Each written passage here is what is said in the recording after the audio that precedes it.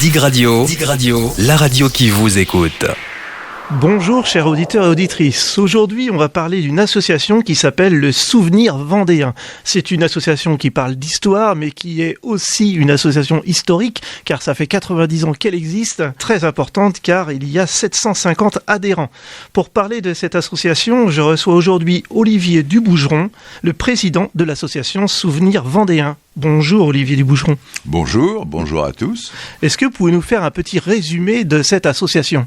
Oui, alors vous avez déjà précisé qu'elle avait 90 ans, donc elle a été créée effectivement en 1932 par le docteur Coubard qui était à Cholet, et il a voulu, à ce moment où la mémoire avait été perdue, où commençait à se perdre des guerres de Vendée, s'assurer par différentes missions que nous n'oublierions pas ce qui s'était passé pendant les guerres de Vendée, ou en tout cas ce qu'on appelle la principale guerre de Vendée de 93-94, 1793-1794. Vous avez plusieurs actions, vous faites des conférences, vous avez une revue, c'est ça ? Alors, tout à fait.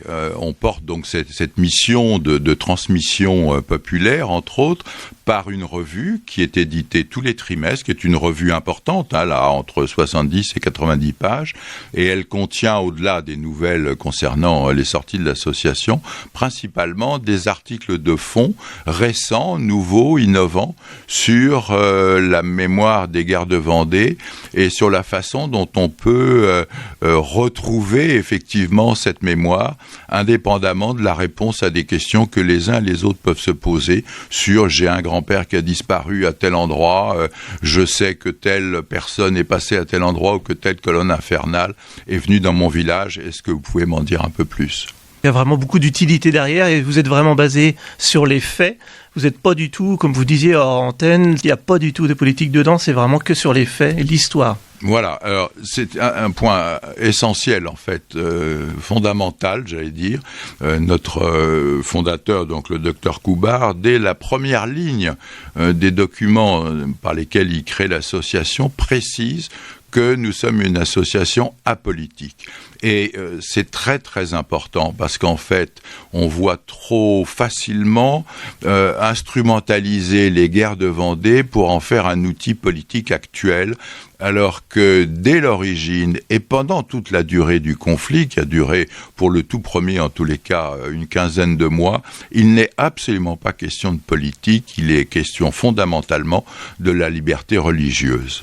Je vais annoncer aussi qu'il y a une conférence qui va avoir lieu le 10 février par un juriste qui s'appelle Jacques Villemin. Est-ce que vous pourriez nous parler du sujet de cette conférence, qui est d'ailleurs gratuite, je tiens à souligner, et qui est ce juriste ? Alors, cette conférence qui aura lieu le 10 février, effectivement, à la salle des Muguets à Vertou, est une conférence qui sera donnée par Jacques Villemin. Alors, Jacques Villemin, sa particularité, et vous l'avez souligné, c'est d'être juriste. Et pourquoi est-ce que c'est important ? Pour une raison qui est en fait relativement simple. Par exemple, sur le thème des colonnes infernales, et le terme plus généralement du génocide, dès le milieu des années 80, des éléments historiques importants ont été relevés par un chercheur qui passait sa thèse, qui s'appelle Reynald Secher, et qui a attribué en fait à la première guerre de Vendée, en tous les cas, le terme de génocide. Ça a fait débat pendant 40 ans entre les historiens, les uns et les autres, avançant des arguments, souvent purement factuels, mais sans réalité juridique, concernant le génocide. Jacques Villemin, lui, s'est intéressé aux guerres de Vendée. Il n'est pas vendéen, mais il s'est intéressé aux guerres de Vendée parce qu'il est juriste. Non seulement il est juriste, alors il a un parcours Sciences Po, énarque, haut fonctionnaire français. À l'heure actuelle, il s'occupe entre autres de l'OCDE aux États-Unis et il a siégé au tribunal pénal international. Et là, il a été amené à justement juger du caractère génocidaire de, par exemple, Srebrenica pendant la guerre des Balkans, des Tutsis et des Hutus. Il s'est aussi intéressé au Cambodge en tant que tribunal pénal international. Et il a... Et ça met un peu un point final à ces discussions précédentes. Il a, dans un livre important, il y a 2 ans, disséquer les guerres de Vendée et à identifier, en particulier pour la période janvier à mai 1794, ce qu'on appelle les colonnes infernales, les caractéristiques d'un génocide. Et donc c'est aussi pour cela qu'on a retenu cette période en fait pour la conférence, parce que c'est sans doute celle qui est la plus intéressante.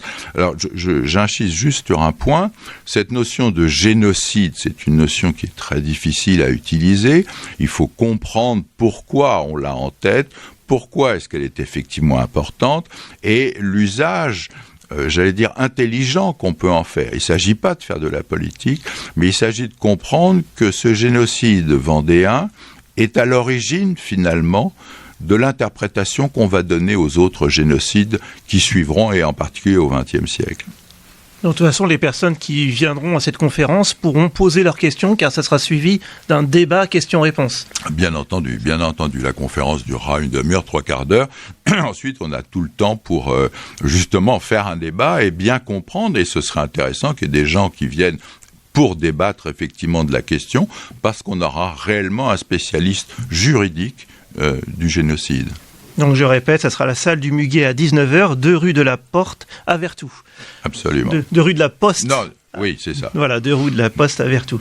En ce moment, justement, on entend beaucoup parler de la Vendée aussi, parce que il sort actuellement un film qui s'appelle Vaincre ou mourir. Est-ce qu'ils vous ont consulté pour pouvoir faire ce film ? Alors, ils ne nous ont pas consultés en tant qu'association. Bien évidemment, on se connaît, mais un de nos administrateurs, en particulier Nicolas Delahaye, a bien entendu participé, et je lui fais entièrement confiance, à la partie historique, à la véracité historique du film, qui n'est absolument pas mise en défaut à l'heure actuelle par les quelques personnes qui le critiquent. La partie historique factuelle est absolument exacte. Et Nicolas Delahaye, justement, est interviewé, d'ailleurs, comme Reynald Secher, au début du film. Et vous avez déjà un avis sur le film ? Alors, les avis, on a des avis sur le fond et sur la forme. Sur le fond, il n'y a pas grand-chose à dire, parce que c'est factuel, tout ce qui est présenté, c'est réellement passé. Sur le fond, après, chacun apprécie d'une façon qui lui est personnelle, la façon dont c'est filmé, dont c'est montré. Et là, ça ne regarde pas une association, c'est un geste privé et personnel que d'apprécier la forme. Et une personne qui n'aurait pas entendu parler de cette association, justement, et qui aimerait en savoir plus, est-ce qu'il y a un moyen, comment il fait pour vous contacter ? Alors, on a aujourd'hui un site, évidemment, Internet, qui est en reconstruction, je dois dire, parce qu'on nous l'a piraté, qui est souvenirvendéen.fr ou lesouvenirvendéen.fr. Et puis, l'autre façon de nous contacter, c'est de nous écrire. On a un secrétariat à Cholet, donc c'est secrétariat du Souvenir Vendéen, boîte postale 40612, je crois, 49. Vous avez une bonne question, je suis désolé, je n'ai pas la réponse exacte.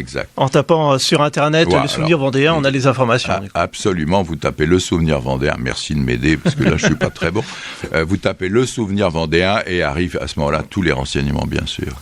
Très bien, je vous remercie beaucoup, en tout cas Olivier Duboucheron, et on vous souhaite beaucoup d'avenir encore avec cette belle association. Mais je vous remercie beaucoup, bonne journée. Toute la journée, vous écoutez Dig Radio sur digradio.fr.